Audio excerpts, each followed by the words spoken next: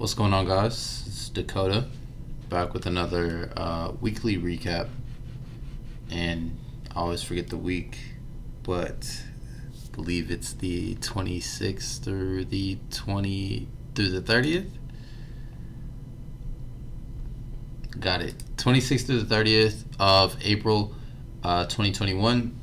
Basically, gonna just review my performance, basically trades I took, and see how I can do better.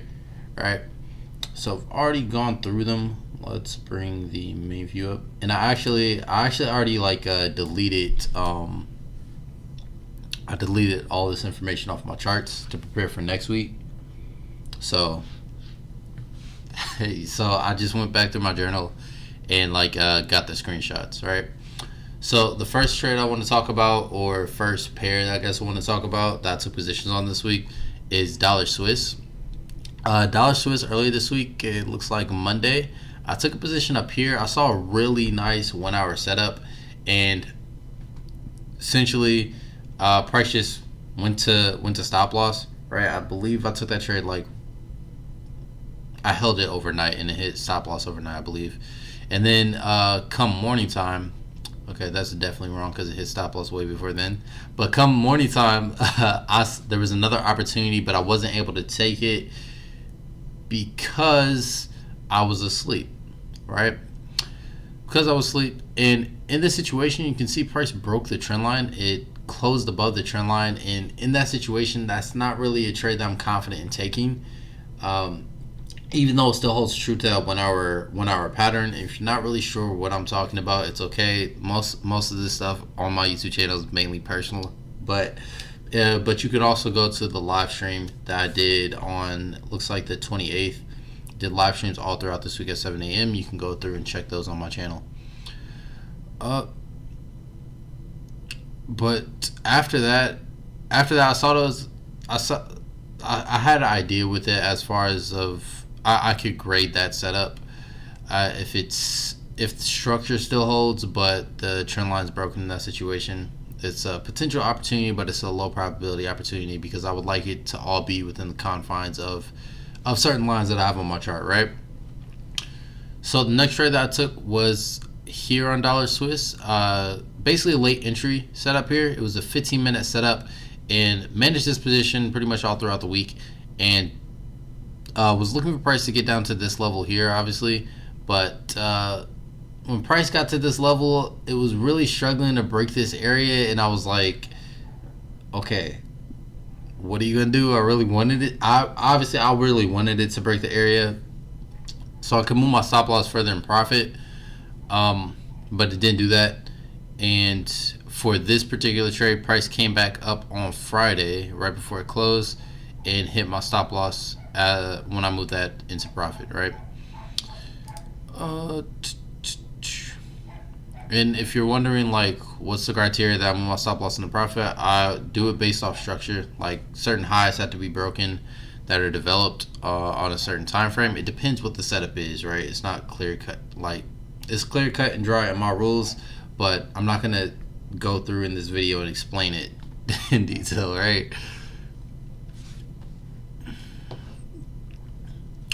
So the next position I took was here on dollar Swiss. I was looking for this to actually play out as a continuation, not this pattern that I have drawn here, but this smaller pattern that's right there.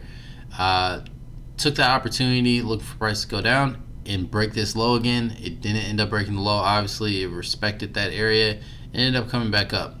Now at this point in this area, I actually cut the trade about at the halfway point towards my stop loss. I believe it was a few pips above, but cut the trade because usually if price gets to that point, trade's probably gonna fail, right? But it actually did. It went up to stop loss, or would have went up to stop loss if I didn't cut it. But that was dollar Swiss. The next one I want to talk about is EURJPY. Actually had to close this week. Been holding this trade since the 21st, right? I think the 21st, and just looking for price to continue pushing up to, I believe it's about 134, about that area. Now as price was scaling up, I was moving my stop loss in profit, and there was a situation, or I didn't move my stop loss up one more level, simply because I wasn't aware. But after review, I noticed, like, okay, in this situation, I should have moved it.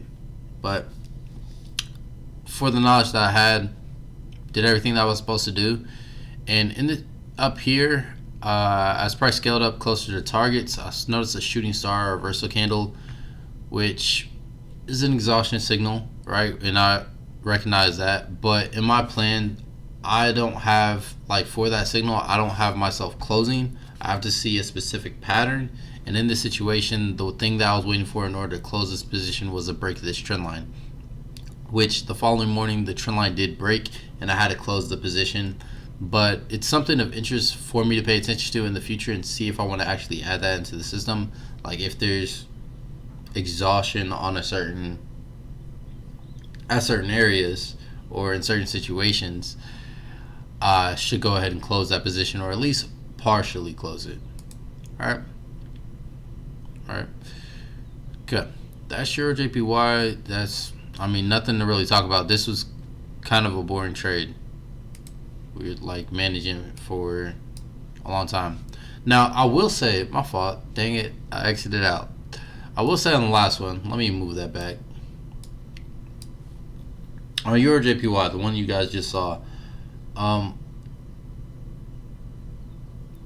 this year, I've noticed a few, like, there's something that happens with that setup that I just showed you guys, and I want to find a way to add to that position, right? Because it's a common occurrence, and I want to be able to produce more profits from it, right?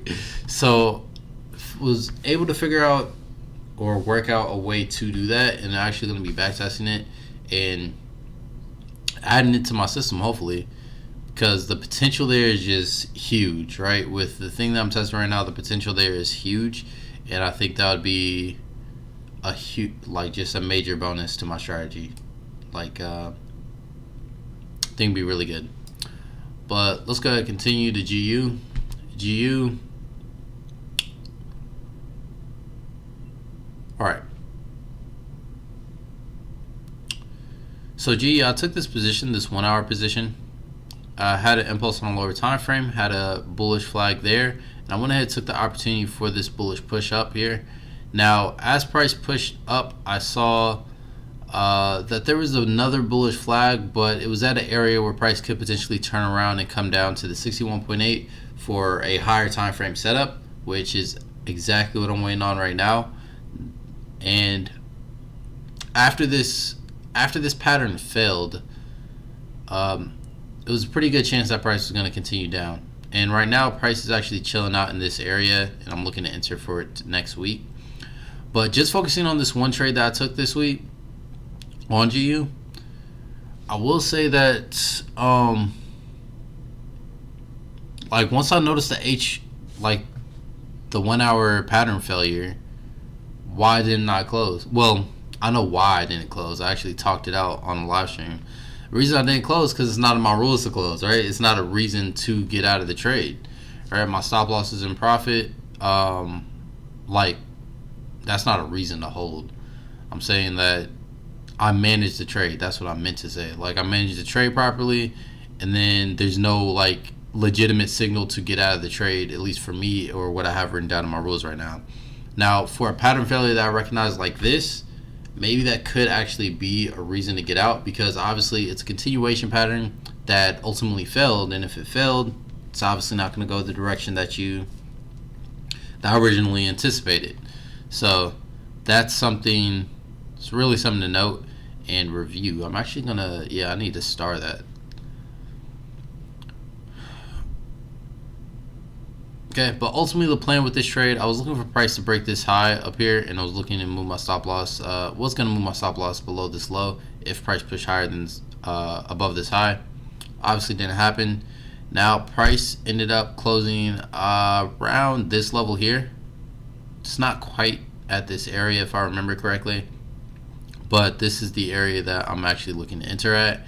and this setup here is about a 10-to-1, so it's a really nice opportunity. And I'm actually looking for price to push beyond that too. So we'll see what adjustments we can make to capitalize on the move come next week. But those were my trades for this week. Hope you guys enjoyed. I learned a lot, or have a lot to apply from what happened this week. And yeah, hope you guys enjoy. Also, if you guys wanted to like see me like manage this stuff all throughout the week, every single chart that I talk about on